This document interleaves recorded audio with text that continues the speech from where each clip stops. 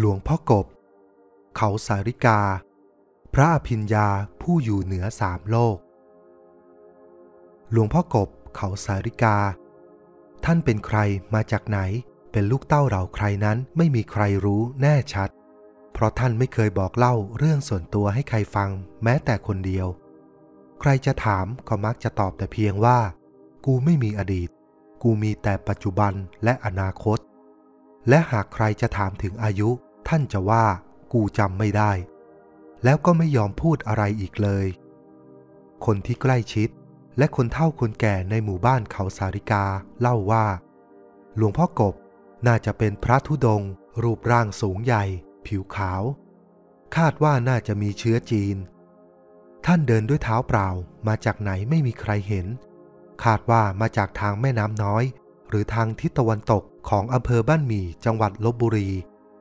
มีท่าทีประหลาดไม่เหมือนพระทั่วไปชาวบ้านพบครั้งแรกในสภาพนุ่งจีวรเก่าๆคร่ำคร่าแบกไม้คานหาบกระบุงเปล่าไว้บนบ่าทั้งสองใบเดินผ่านมาด้วยสีหน้าเรียบเฉยชาวบ้านร้องทักขึ้นว่าหลวงพ่อหาบกระบุงเปล่าไปทำไมท่านก็พูดว่ากูหาบมาใส่เงินใส่ทองเว้ย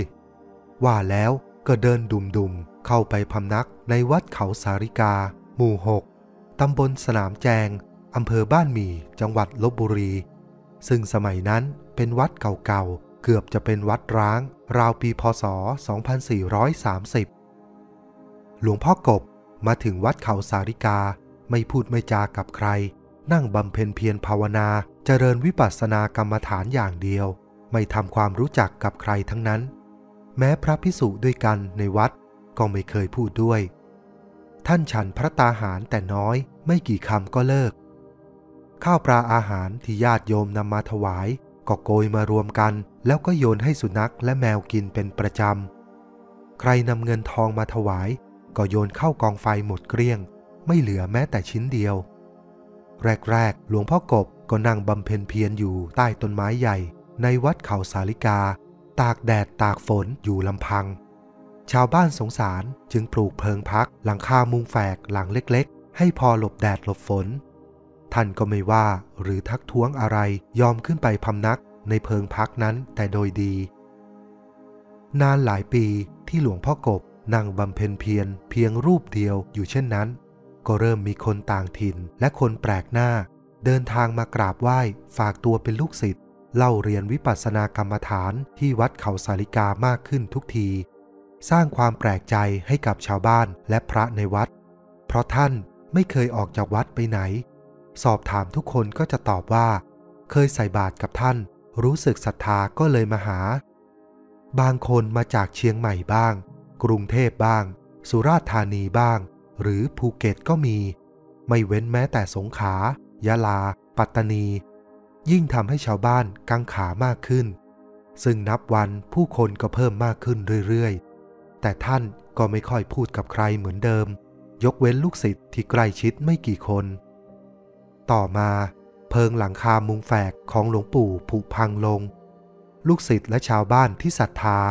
รวบรวมเงินบริจาคสร้างกุฏิไม้ถวาย1 หลัง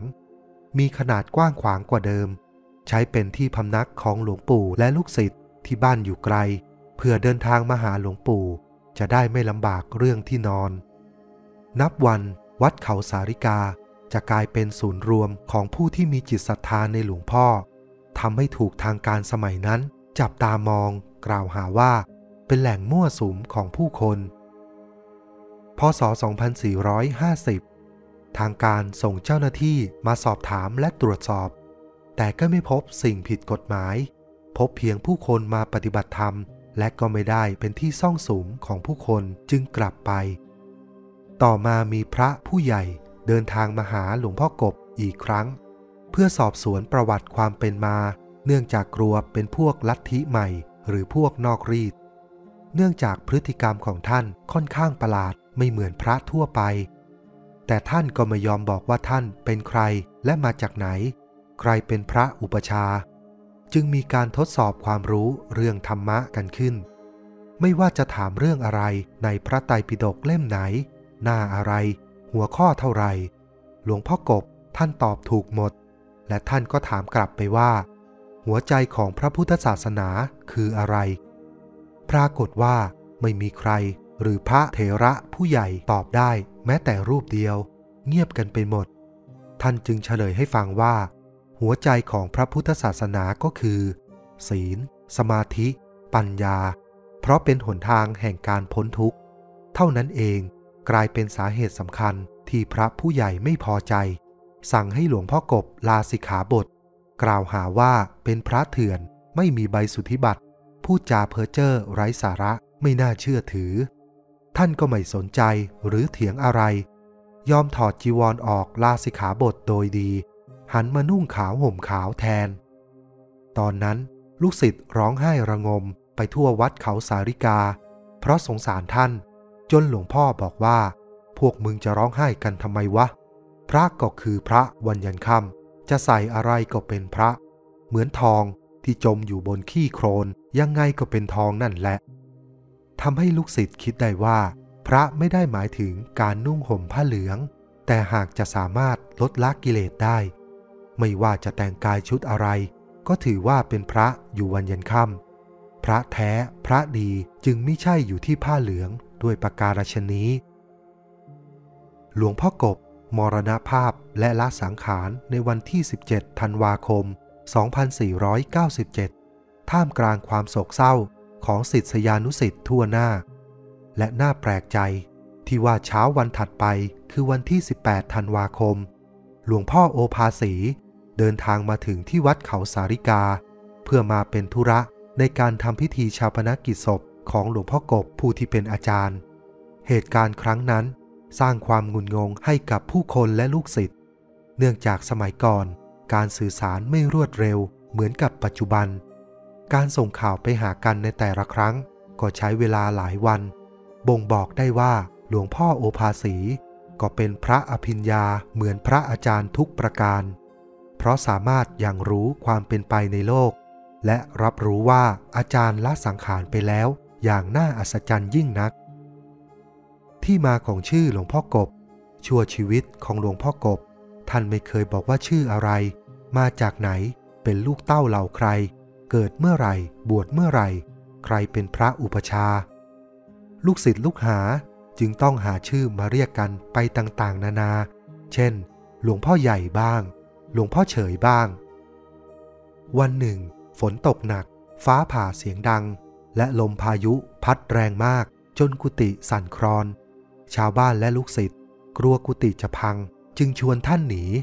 ท่านก็บอกว่ามึงกลัวอะไรกันเดี๋ยวก็หยุดตกแล้วพักเดียวฝนก็หยุดตกจริงๆและก็มีเสียงกบร้องดังลั่นทุ่งนา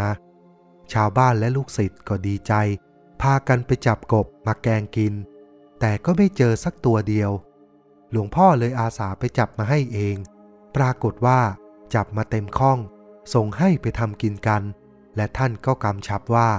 กินไม่หมดให้เอาไปปล่อยอย่าให้เหลือแต่มีชาวบ้านและลูกศิษย์บางคนแอบใส่ไหซ่อนไว้พอรุ่งเช้าก็มาดูก็กลายเป็นใบสะแกและใบไม้อื่นๆอีกมากมายสร้างความตกตะลึงให้กับทุกคนจึงต่างขนานนามของท่านว่าหลวงพ่อกบด้วยเหตุนี้แต่ในบรรดาลูกศิษย์ที่ใกล้ชิดที่ได้รับการสอนธรรมะมักจะเรียกท่านว่าสมเด็จพระบรมครู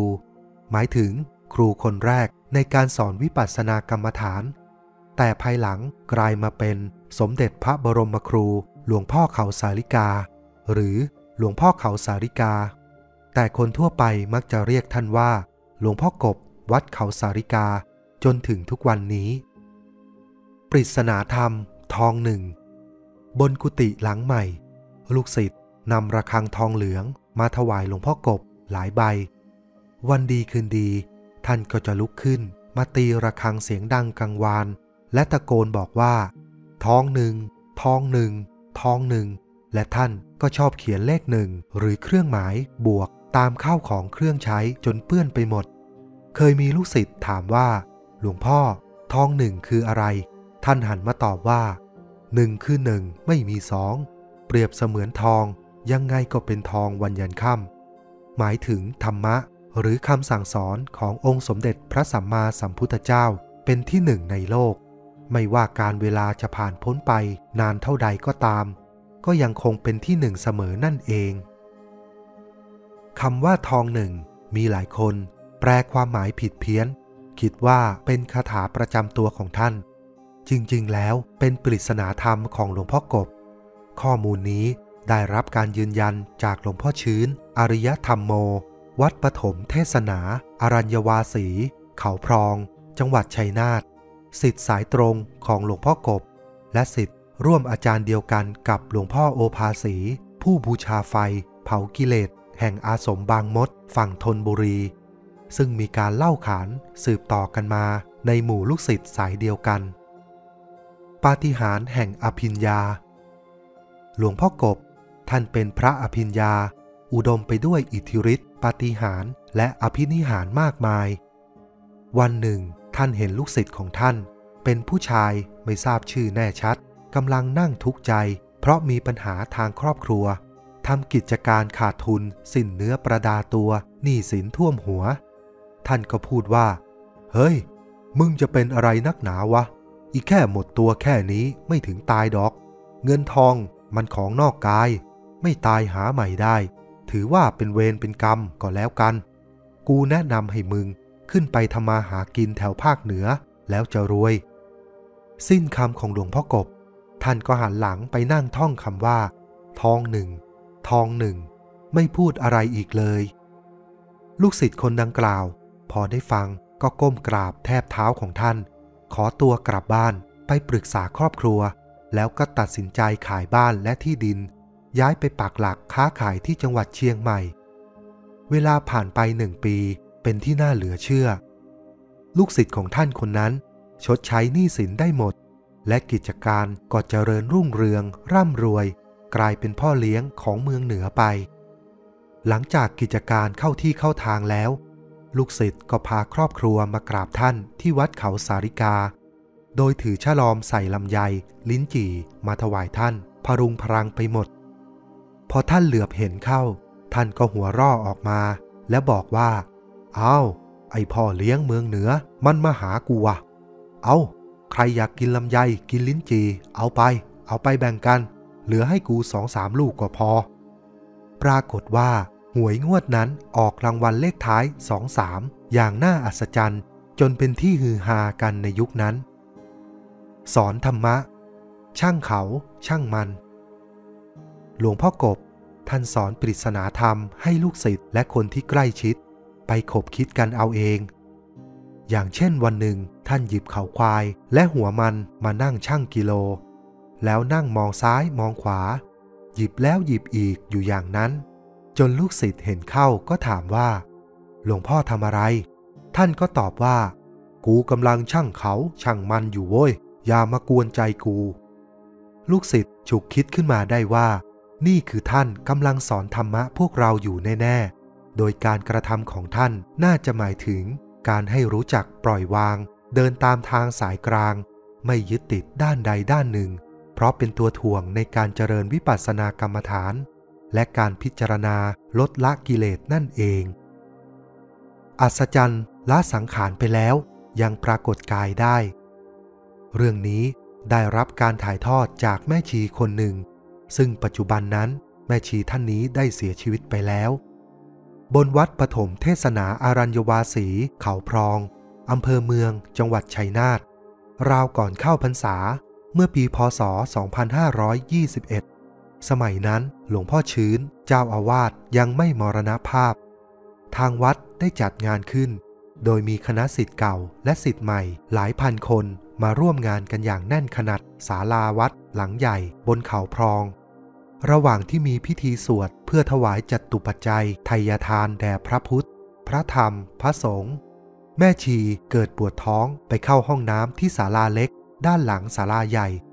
พอเสร็จธุระก็ออกมาเห็นพระภิกษุชรารูปหนึ่งนุ่งห่มจีวรสีกรัดเก่าคร่ำคร่านั่งอยู่บนโต๊ะม้าหินอ่อนข้างศาลา1 รูป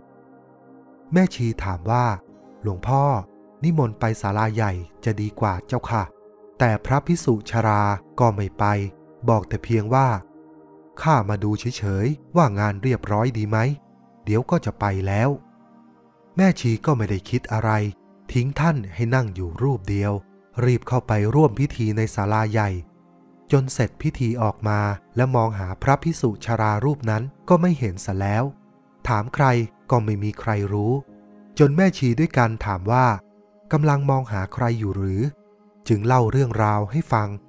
จึงสร้างความสงสัยให้กับทุกคนว่าพระภิกษุชรามาจากไหนจนกระทั่งแม่ชีเหลือบไปเห็นรูปถ่ายของหลวงพ่อกบประดิษฐานที่โต๊ะหมู่บูชาถึงกับเข่าอ่อนยืนยันว่าพระภิกษุชราที่ตามหากันอยู่ก็คือพระในรูปนั่นเองหลวงพ่อชื้นพอทราบเรื่องเข้าก็หัวเราะและบอกว่าหลวงพ่อเขาสาริกาท่านเป็นห่วงลูกศิษย์เลยแวะมาดูไม่มีอะไรหรอกวันหลังเดี๋ยวท่านก็มาใหม่เรื่องราวปาฏิหาริย์นี้ถูกเล่าขานในหมู่ลูกศิษย์ในสมัยนั้นมากจนหลวงพ่อชื้นต้องเฉลยว่าไม่ใช่เรื่องแปลกเพราะหลวงพ่อกบท่านเป็นพระอภิญญามีกายและจิตเป็นทิพย์สามารถไปไหนมาไหนได้ทั้ง3 โลกโลกมนุษย์สวรรค์นรกแม้สังขารหรือกายเนื้อของท่านจะไม่อยู่ในโลกนี้แล้วแต่จิตก็ยังสำแดงอิทธิฤทธิ์ได้จึงปรากฏกายให้เห็นได้เหมือนหลวงพ่อโอภาสีแห่งอาสมบางมดฝั่งธนบุรีวัตถุมงคลของหลวงพ่อกบหลวงพ่อกบเป็นพระที่แปลกชั่วชีวิตของท่านไม่เคยสร้างวัตถุมงคลหรือเครื่องรางของขลังให้เช่าบูชาเหมือนเกจิอาจารย์รูปอื่นๆยกเว้นท่านจะทำแจกลูกศิษย์ที่ใกล้ชิดและผู้ที่ศรัทธาไม่กี่คนวัตถุมงคลของท่านจึงมีจำนวนน้อยและเป็นวัตถุที่หาไม่ยากในท้องถิ่นหลายคนอาจจะเคยมีโอกาสได้เห็นและสำนึกไม่ถึงตามคำกล่าวที่ว่ามีเงินมีทองก็ใช่ว่าจะครอบครองของดีกันได้ง่ายๆขอขอบคุณที่มาพลังจิต